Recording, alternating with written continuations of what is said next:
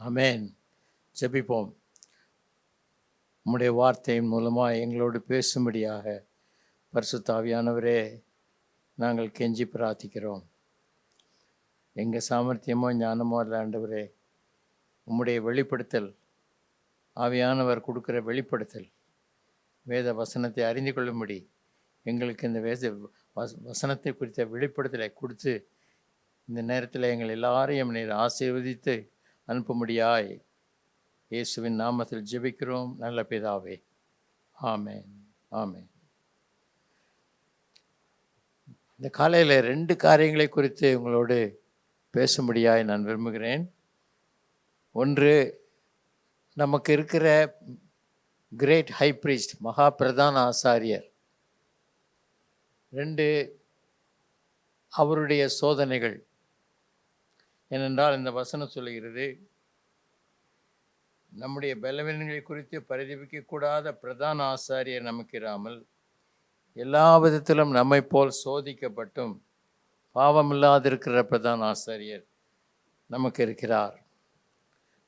நான் இந்த சோதனையை குறித்து பார்க்கும்போது லூக்கா 4ஆம் அதிகாரத்தில் எழுதியிருக்கிறது, அவர் பரிசுத்தாவியினால் நிரப்பப்பட்ட பிறகு அவர் ஆவியானவராலே வனாந்திரத்துக்கு கொண்டு போய் 40 நாள் அவர் சோதிக்கப்பட்டார் என்று எழுதியிருக்கிறது.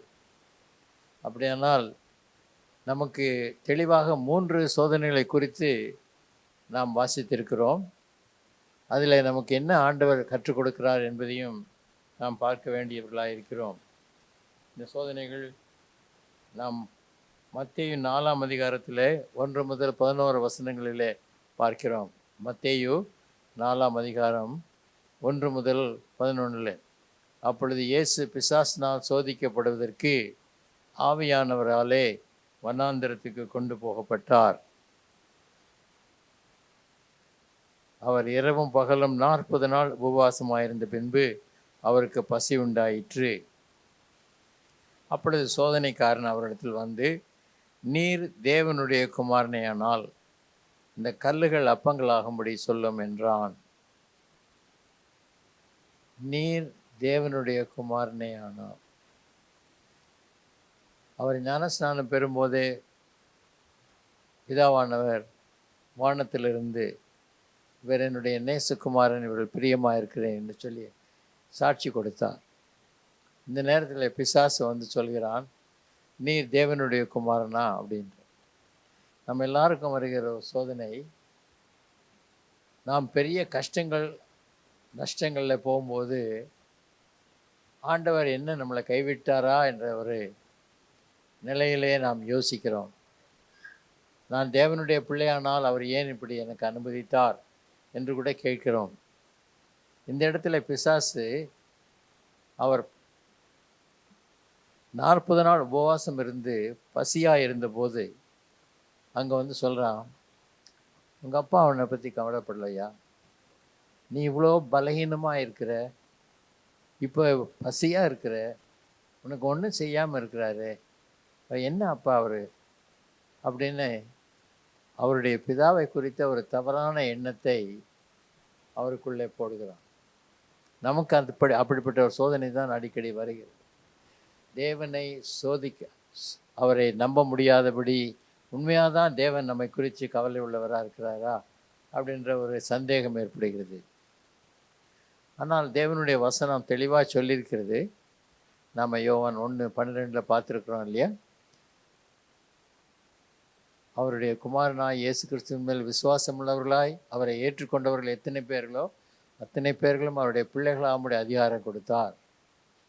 அப்படியானால் நாம் பிள்ளைகளாக மாற்றப்பட்ட பிறகு அதற்கு பிறகு நீ பிள்ளை இல்லைன்னு சொல்ல மாட்டார். நாம் அவரை ஏற்றுக்கொண்டு அவருடைய பிள்ளைகளான பிறகு நாம் கடைசி வரை அவருடைய பிள்ளைகள் தான், எப்படிப்பட்ட கஷ்டங்கள் வந்தாலும்.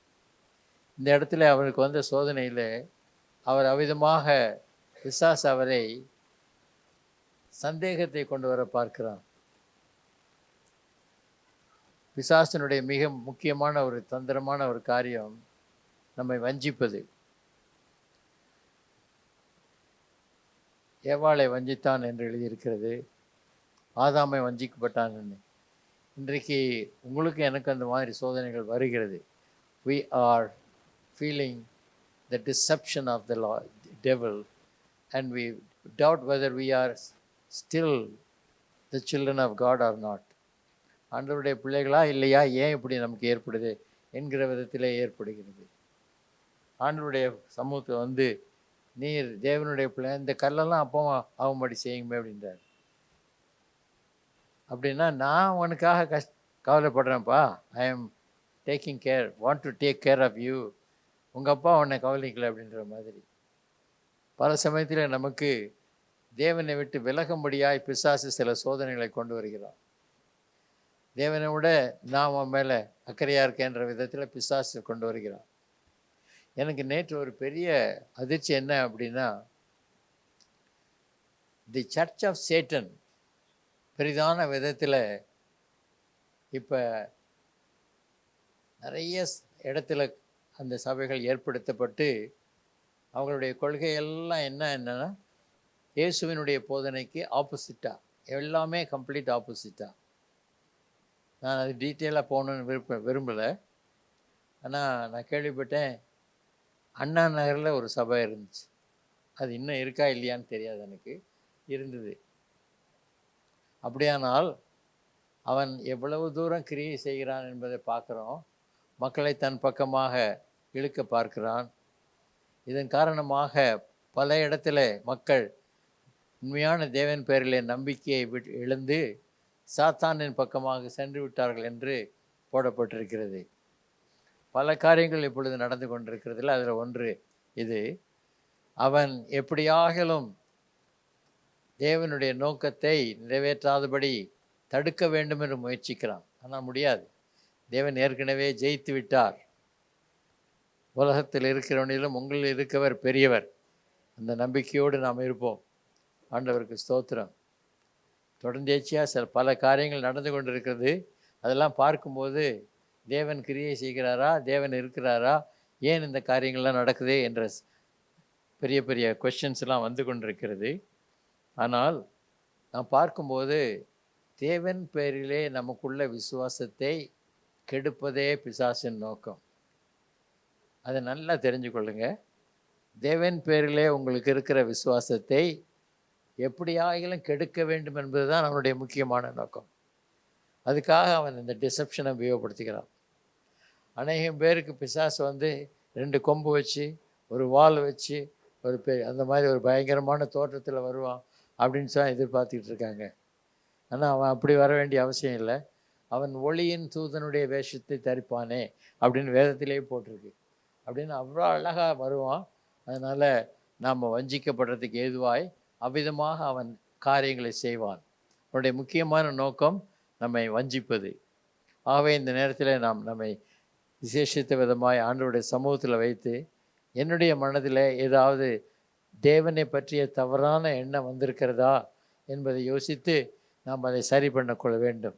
அது மிக முக்கியமானது. ஏவாளிடத்தில் சொல்லும்போது கூட அவன் சொன்னது, நீ இதை சாப்பிடும் நாளிலே சாகவே சாவதில்லை. ஆண்டவர் என்ன சொன்னார்? இதை நீ சாப்பிடும் நாளிலே சாகவே சாவாய். ரொம்ப வித்தியாசம் இல்லை, பார்த்தீங்க? ரொம்ப வித்தியாசம் இல்லை, கொஞ்சம்தான் வித்தியாசம்.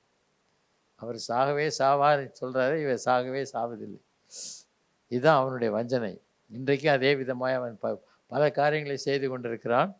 அதனால நாம் ஆண்டவரால் எச்சரிக்கப்படுகிறோம். அடுத்தபடியாக நாம் பார்க்கும்போது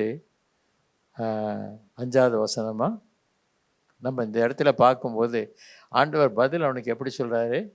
மனுஷன் அப்பத்தினால் மாத்திரமல்ல, தேவனுடைய வாயிலிருந்து புறப்படும் ஒவ்வொரு வார்த்தையினாலும் பிழைப்பான். மோசே மலையில் போய் ஆண்டவரோடு 40 நாள் அவன் அங்கே இருந்தான். அப்படின்னா அவனை என்ன சஸ்டெயின் பண்ணது?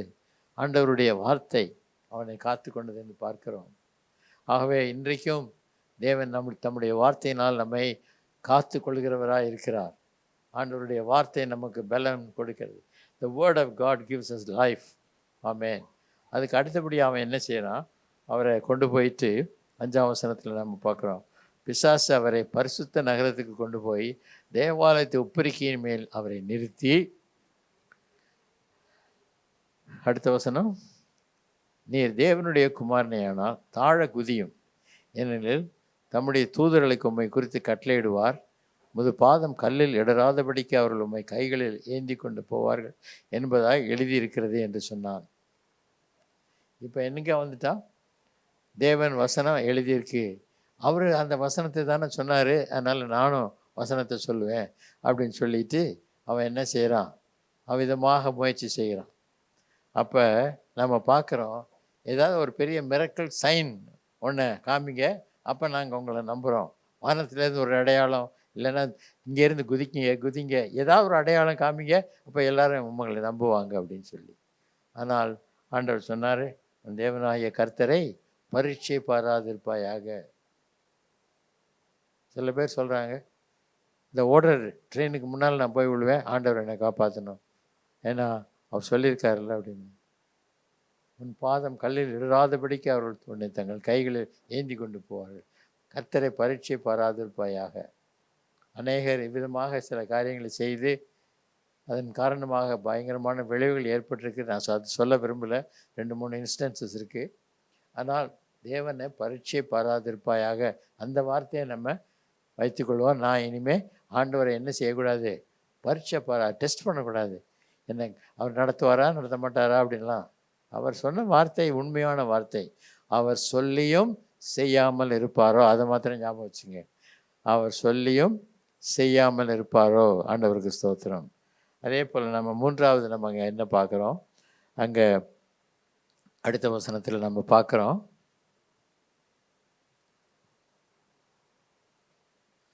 மறுபடியும் பிசாசு அவரை மிகவும் உயர்ந்த மலையின் மேல் கொண்டு போய் உலகத்தின் சகல ராஜ்யங்களையும் அவைகளின் மகிமையையும் அவருக்கு காண்பித்து, நீர் சாஷ்டாங்கமாய் விழுந்து என்னை பணிந்து கொண்டால். ஏன் மறுபடியும் போனீங்க பின்னால்?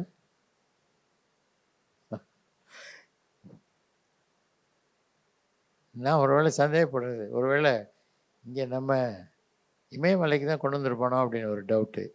இப்போ நமக்கு தெரிஞ்சதில் தான் ரொம்ப உயரமான மலைன்னு அங்கே கொண்டு வந்துருவோம். எந்த ஒரு மலை கொண்டு போயிட்டான், மேலே கொண்டு போயிட்டு அவன் எல்லாத்தையும் காமிச்சு என்ன சொல்கிறான், இவைகளெல்லாம் எனக்கு என்ன வந்திருக்கு, will be if thou fall down and worship, எல்லாம் எனக்கு கொடுக்கப்பட்டிருக்குன்னு. எப்போ அவனுக்கு கொடுத்தாங்க? ஆண்டவராக கொடுத்தாரு? இல்லை, ஆதாம் தான் அவனுக்கு கொடுத்தான். ஆதாமுக்கு ஆண்டவர் கொடுத்தாரு, அதே ஆதாம் என்ன பண்ணிட்டான், பிசாசுக்கு கொடுத்துட்டான். அதான் அங்கே அர்த்தம். நீ சாஷ்டாங்கமாய் விழுந்து என்னை பணிந்து கொண்டால். அப்போ அவன் என்ன சொல்கிறார், ஆண்டவர் என்ன சொல்கிறாரு, அவனுக்கு பதில் சொல்லும்போது, அப்பாலை போ சாத்தானே, உன் தேவனாய கர்த்தரை பணிந்து கொண்டு அவர் ஒருவருக்கே ஆராதனை செய்வாயாக. ஆமேன். இன்றைக்கு நம்முடைய தேசத்தில் விக்கிரக ஆராதனை மிகவும் பெருகி இருக்கிறதை காண்கிறீர்கள். அதை பார்க்கும்போது உங்களுக்கு மனசில் என்ன தோணுது, இவர்கள் எப்படி ஆண்டவருக்குள்ளே வருவார்கள், இவர்களுக்காக என்ன செய்யலாம், இவர்களை எப்படியாவது ஆண்டவரை நம்பும்படி செய்யலாமா? எனக்கு இது எங்கள் வீட்டு பக்கத்தில் ஒரு அம்மா, ஒரு வயசான அம்மா, ஏதோ வீட்டில் வேலை செய்கிறாங்க. அந்த வேலை செஞ்சு முடித்தோடனே அவங்க ஏதோ ஒரு ஸ்டெப்பில், ஒரு வீட்டு ஸ்டெப்பில் போய் உட்காந்துருப்பாங்க. அவங்கள பார்த்த உடனே அவங்களுக்கு சில டைமில் பல விதத்தில் ஹெல்ப் பண்ணியிருக்கு. ஆனால் அதுக்கு மேலே என்ன செய்கிறது அவங்களுக்கு அப்படின்ற ஒரு கேள்வி வருது. இது மாதிரி நிறைய பேர் இருக்கிறாங்க. நம்ம சில டைமில் யோசித்து, இந்த மாதிரி சில ஆட்களுக்கு எப்படி ஆண்டவருக்குள்ளே இனி அதிகமாய் அவர் ஒருவேளை ஏற்றுக்கொண்ட ஆண்டவரை ஏற்றுக்கொண்டால் அவர்களுக்கு என்ன செய்வது அப்படின்ற காரியத்தை கூட நம்ம சிந்திக்க வேண்டியவர்களாக இருக்கிறோம். ஏனென்றால் அவங்களுக்காகவும் ஆண்டவர் ரத்தம் சிந்தினாரே, அதான் நம்ம மனசில் வரும்.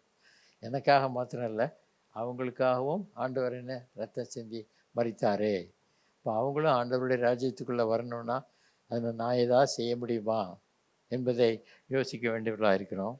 இந்த இடத்துல ஆண்டவரை ஒருத்தரம் பண்ணிடணும்னு சொல்கிறார். இன்றைக்கி நிறைய பேருக்கு நிறைய கொஷின்ஸ்லாம் வந்து பலவிதமாக ஆண்டவருக்கு பதிலாக மற்றதை பணிகிறதுக்காக போய் கொண்டிருக்கிறாங்க. ஆனால் இந்த நேரத்தில் ஆண்டவர் நமக்கு தெளிவாக சொல்லி காமிச்சிட்டாரு. அப்போஸ்தலர் 4:12 என்ன போட்டிருக்கு பாராமல் சொல்லுங்கள். அப்போஸ்தலர் 4:12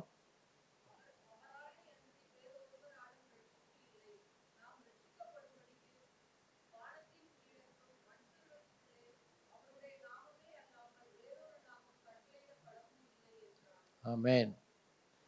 அவருடைய நாமம் இயேசு என்ற நாமம் தான். ரட்சிக்கப்படுவதற்கு இது ஒரே ஒரு நாமம், வேறு நாமம் இல்லை. சமீபத்தில் நீங்கள் எத்தனை பேர் இதை பற்றி கேள்விப்பட்டீங்கன்னு தெரியாது.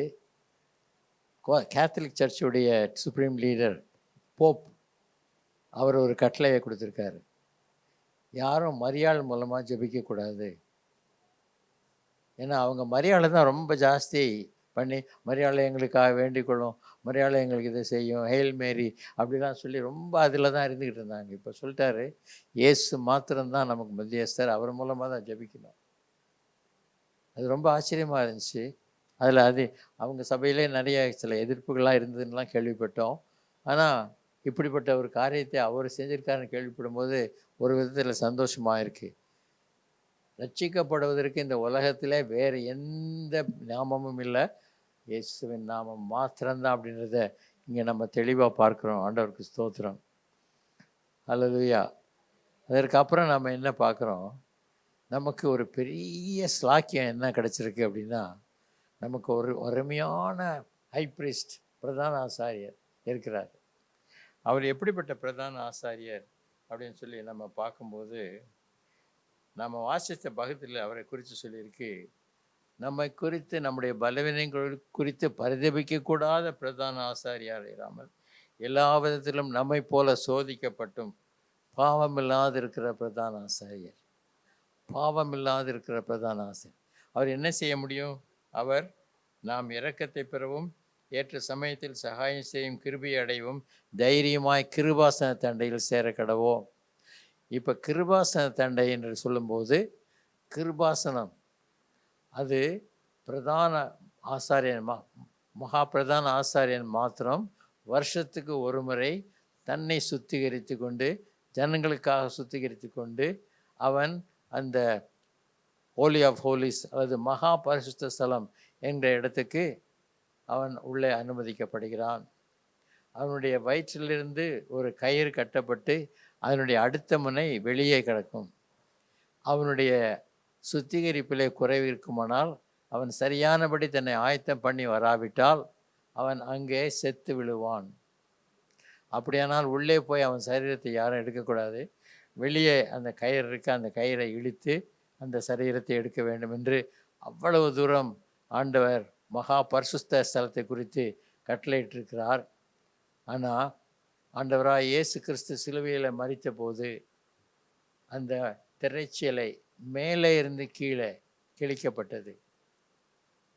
எருசலேம் தேவாலயத்தில் உண்மையாக நடந்த சம்பவம். அந்த திரைச்சீலையினுடைய திக்னஸ் 4 அங்குலம்.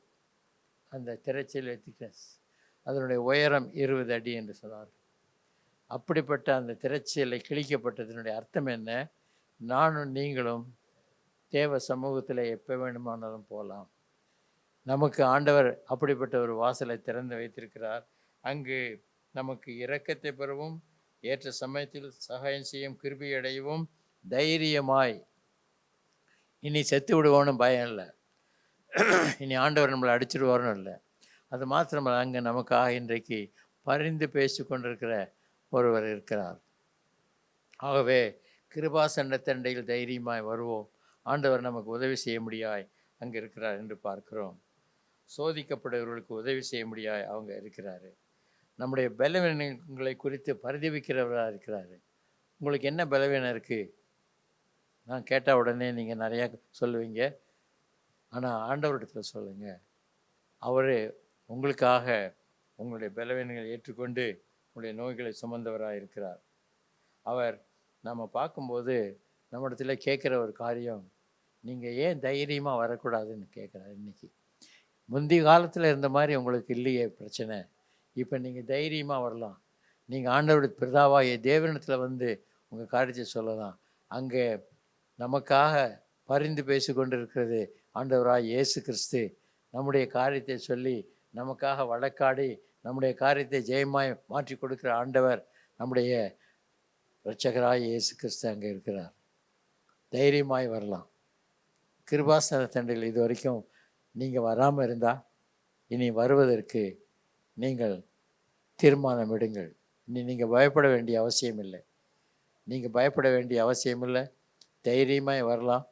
உங்களுக்காக வழக்காடும்படி உங்களுக்காக வழக்காடும்படி உங்களுக்காக ஆண்டவராக இயேசு கிறிஸ்து அங்கே இருக்கிறார். நம்முடைய காரியங்களை நல்ல விதமாய் முடித்து கொடுக்கிறவராக இருக்கிறார். ஆகவே நாம் இங்கே பார்க்கும்போது சோதிக்கப்படுகிறவர்களுக்கு உதவி செய்யத்தக்கதாய் அங்கு நமக்கு ஒருத்தர் இருக்கிறார். எபிரேயர் 2ஆம் அதிகாரம் 18ஆம் வசனத்தில் அவ்விதமாய் வாசிக்கிறோம். ஆதலால் அவர்தாமே சோதிக்கப்பட்டு பாடுபட்டதினால் அவர் சோதிக்கப்படுகிறவர்களுக்கு உதவி செய்ய வல்லவராக இருக்கிறார்.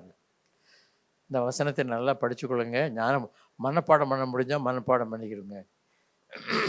அதனால் அவர் தாமே சோதிக்கப்பட்டு, அவர்னா யாரை குறிக்கிறது? இயேசு கிறிஸ்துவை குறிக்கிறது. அவர் தாமே சோதிக்கப்பட்டு பாடுபட்டதினால் அவர் சோதிக்கப்படுகிறவர்களுக்கு உதவி செய்ய வல்லவராக இருக்கிறார். நீங்கள் என்ன சோதனைக்குள்ளே போனாலும் அவர்கிட்ட ஹெல்ப் கேட்கலாம். அவர் அந்த சோதனையில் உங்களுக்கு உதவி செய்ய வல்லவராக இருக்கிறார் என்று தெளிவாக இங்கே போடப்பட்டிருக்கிறது. ஆண்டவருடைய நாமத்துக்கு ஸ்தோத்திரம். நம்ம இங்கே பார்க்கும்போது அவர் பாடுபட்டதுனால, ஆண்டவராக இயேசு எவ்வளவு பாடுபட்டார். பாவமே செய்யாமல் இந்த உலகத்தில் ஜீவித்த ஒரே ஒருத்தர் ஒருத்தர் தான். ஆனால் அவர் அதிகமான பாடுகளை அனுபவிக்க வேண்டியதாக இருந்தது. கடைசியில் சிலுவையில் நமக்காக பாடுபட்டு மறிக்க வேண்டியிருந்தது. ஆனாலும் அதையெல்லாம் செஞ்சு முடிச்சிட்டார். அதனால் இன்றைக்கி நம்ம தைரியமாய் நாம் ஆண்டவர்களுக்கு அவரிடத்தில் போவோம்.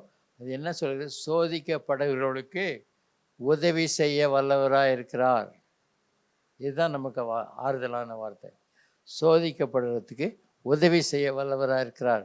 He is there to help you when you are tempted. நீங்கள் தைரியமாக அவரிடத்தில் வரலாம், அவரிடத்தில் சொல்லலாம். ஆண்டவருக்கு ஸ்தோத்திரம். இது மாத்திரமில்லை, நம்ம இங்கே பார்க்கும்போது ஆண்டவருடைய வசனத்தில் நம்முடைய பலவீனங்களை குறித்து பரிதபிக்கக்கூடாத பிரதான ஆசாரியர் இல்லை. நமக்கு சில வீக்னஸஸ் இருக்குது, அது நமக்கு தெரியும். ஆனால் அதை குறித்து அவர் அசட்டை பண்ணுறவர் இல்லை, அசட்டையாக அதை நினைக்கிறது இல்லை. நம்மை குறித்து பலவீனை குறித்து பரிதபிக்கப்படாதில்லை. அவர் நம்ம அந்த 4ஆம் அதிகாரம் 15ஆம் வசனத்தில் நம்ம தெளிவாக போட்டார். நம்முடைய பலவீனங்களை குறித்து பரிதபிக்கக்கூடாத பிரதான ஆசாரியர் நமக்கு இராமல் எல்லா விதத்திலும் நம்மை போல் சோதிக்கப்பட்டோம். உங்களுக்கு தெரியாதுங்க, எனக்கு என்ன மாதிரி கஷ்டம் தெரியுமா?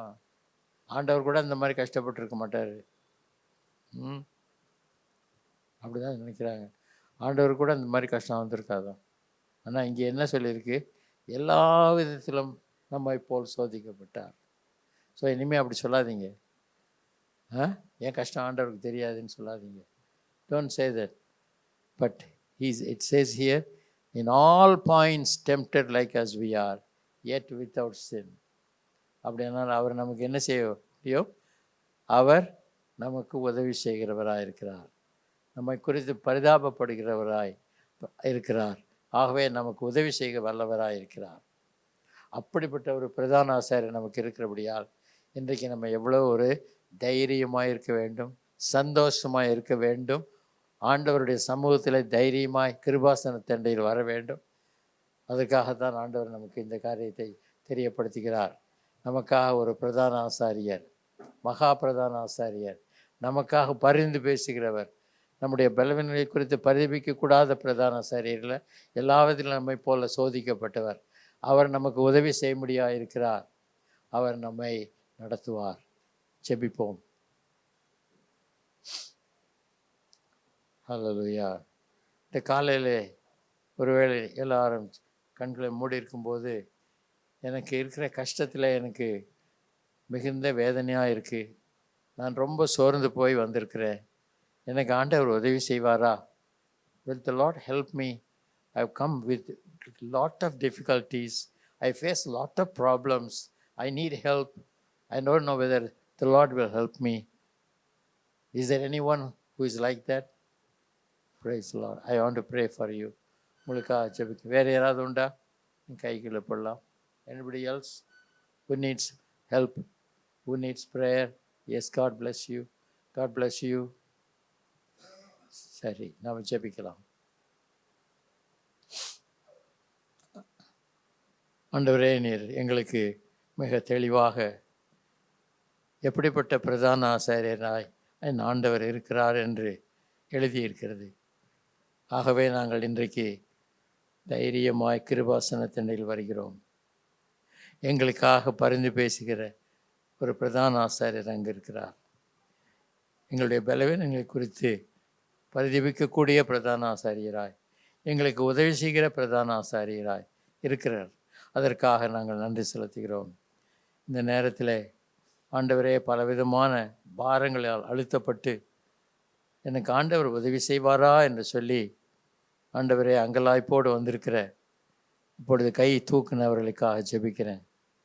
ஆம் ஆண்டவரே, நீர் நிச்சயமாய் உதவி செய்வீர். நீர் நிச்சயமாய் அவர்களுக்கு ஆண்டவரே சகாயம் செய்கிறவராக இருக்கிறீர். ஏனென்றால் நீர் அந்த நோக்கத்தோடு தான் எங்களுக்காக பிரதான ஆசாரியராக வெளிப்பட்டிருக்கிறீர். நாங்கள் அதை உம்முடைய வார்த்தையிலே கண்டிருக்கிறோம். ஆகவே நாங்கள் அதை விசுவாசிக்கிறோம்.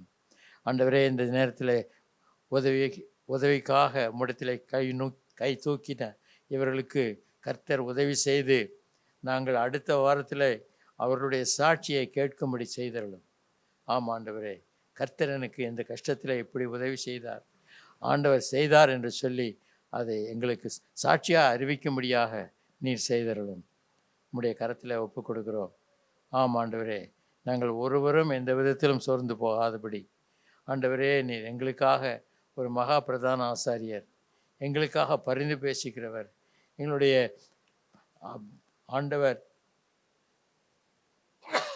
சகல விதமான எங்களுடைய சோதனைகளிலும் அவர் சோதிக்கப்பட்டும் பாவமில்லாத பிரதான ஆசாரியர் எங்களுக்கு இருக்கிறதற்காக ஸ்தோத்திரம். ஆண்டவராய் இயேசு, நான் உன்னை விட்டு விலகுவதுமில்லை, உன்னை கைவிடுவதும் இல்லை என்று சொல்லியிருக்கிற ஆண்டவர் எங்களோடு இருக்கிறீர். ஆம் ஆண்டவரே, இந்த நேரத்தில் நாங்கள் உதவிக்காக ஜெபிக்கிறோம். நிச்சயமாய் நீர் எங்களுக்கு உதவி செய்வீர் என்று நம்புகிறோம். ஆம் ஆண்டவரே, எனக்கு ஒத்தாசை வரும் பர்வதங்களுக்கு நேராக என் கண்களை ஏறெடுக்கிறேன். வானத்தையும் பூமியும் உண்டாக்கின கர்த்தரிடத்திலிருந்து எனக்கு ஒத்தாசை வரும். உன் காலை தள்ளாட விட்டார், உன்னை காக்கிறவர் உறங்கார். ஏதோ இஸ்ரவேலை காக்கிறவர் உறங்குவதுமில்லை, தூங்குவதுமில்லை. கர்த்தர் உன் வலது பக்கத்திலே உனக்கு நிழலாக இருக்கிறார். பகலில் வெயிலாகிலும் இரவிலே நிலவாகிலும் உன்னை சேதப்படுத்துவதில்லை. கர்த்தர் உன்னை எல்லா தீங்குக்கும் விலக்கி காப்பார். அவர் உன் ஆத்துமாவை காப்பார். கர்த்தர் உன் போக்கையும் வரத்தையும் இது முதற்கொண்டு என்றென்றைக்கும் காப்பார். ஆமேன், ஆமேன். நம்முடைய கர்த்தராயிருக்கிற இயேசு கிறிஸ்துவின் கிருபையும் பிதாவாகிய தேவனுடைய அன்பும் பரிசுத்த ஆவியானவருடைய அந்யோன்ய ஐக்கியமும் வழிநடத்தலும் பிரசன்னமும் பாதுகாப்பும் ஆசீர்வாதமும் சமாதானமும் நம் அனைவரோடும் நம்முடைய குடும்பங்களோடும் சகல பரிசுத்தவான்களோடு இன்றும் என்றும் இருப்பதாக. ஆமேன், ஆமேன். ஆத்துமாவே கர்த்தரை ஸ்தோத்திரி, என் முழு உள்ளமே அவர் பரிசுத்த நாமத்தை ஸ்தோத்திரி. என் ஆத்துமாவே கர்த்தரை ஸ்தோத்திரி, என் முழு உள்ளமே அவர் பரிசுத்த நாமத்தை ஸ்தோத்திரி. அவர் செய்த சகல உபகாரங்களையும் மறவாதே, அவர் செய்த சகல உபகாரங்களையும் மறவாதே. என் ஆத்துமாவே கர்த்தரை ஸ்தோத்திரி, என் முழு உள்ளமே அவர் பரிசுத்த நாமத்தை ஸ்தோத்திரி. கர்த்தர் உங்களை ஆசீர்வதிப்பார். கர்த்தர் உங்களோடு கூட இருக்கிறார். கர்த்தர் உங்களை விட்டு விலகுவதுமில்லை, உங்களை கைவிடுவதுமில்லை. ஆமேன்.